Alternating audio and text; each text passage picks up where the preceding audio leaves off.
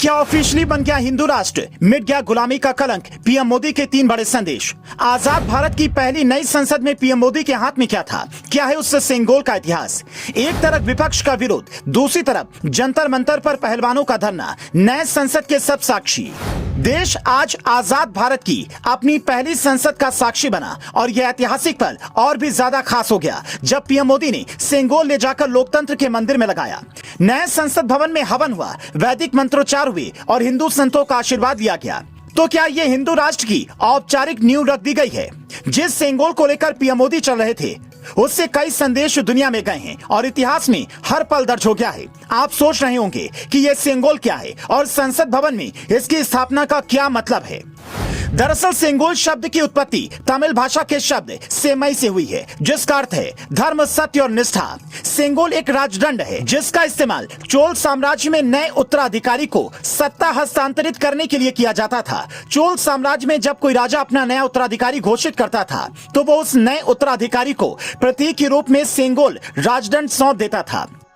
कांग्रेस आज भले ही इसका विरोध कर रही हो, लेकिन एक वक्त में जवाहरलाल नेहरू ने भी सेंगोल स्वीकार किया था।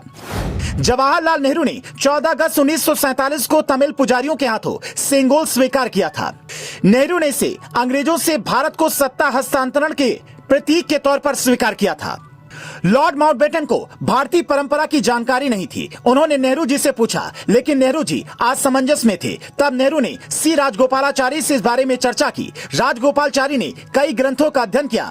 उन्होंने सेंगोल की प्रक्रिया को चिन्हित किया। सेंगोल चोल साम्राज्य से संबंध रखता है और इस पर नंदी भी बने हुए हैं।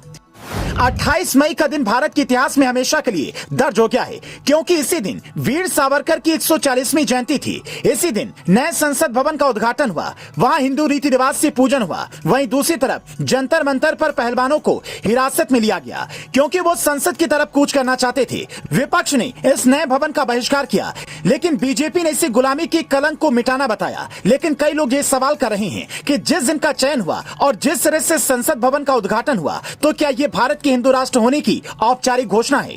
क्योंकि योगी आदित्यनाथ हमेशा कहते रहे हैं कि भारत तो पहले से ही हिंदू राष्ट्र है, इसमें घोषणा करने जैसा क्या है? जिस सेंगोल को पीएम मोदी ने संसद में स्थापित किया उसका भी अपना इतिहास है, जो बताता है कि भारत में हिंदू राजाओं ने कैसे शासन किया और वो उसी को सौंपा जाता था जो न्यायप्रिय शासन करता था। नए संसद भवन से जो तस्वीर सामने आई उनसे पीएम मोदी 3 बड़े संदेश दे गए। पहला, वो एक बार फिर लोकतंत्र के मंदिर में दंडवत हुए और बता गए संविधान उनके लिए सर्वोपरि है। दूसरा, हिंदू रीति रिवाज से हुए उद्घाटन से पीएम मोदी ने बताया कि वो अपने धर्म से कभी समझौता नहीं करते। तीसरा, वीर सावरकर के जन्मदिन पर उद्घाटन करके कांग्रेस को जवाब दिया कि आप कुछ भी कहें, हम उन्हें स्वतंत्रता सेनानी मानते हैं। लेकिन विपक्ष ने इस उद्घाटन का बहिष्कार किया, जो इतिहास में हमेशा दर्ज रहेगा और उसकी समय समय पर लोग अपने तरीके से व्याख्या करेंगे।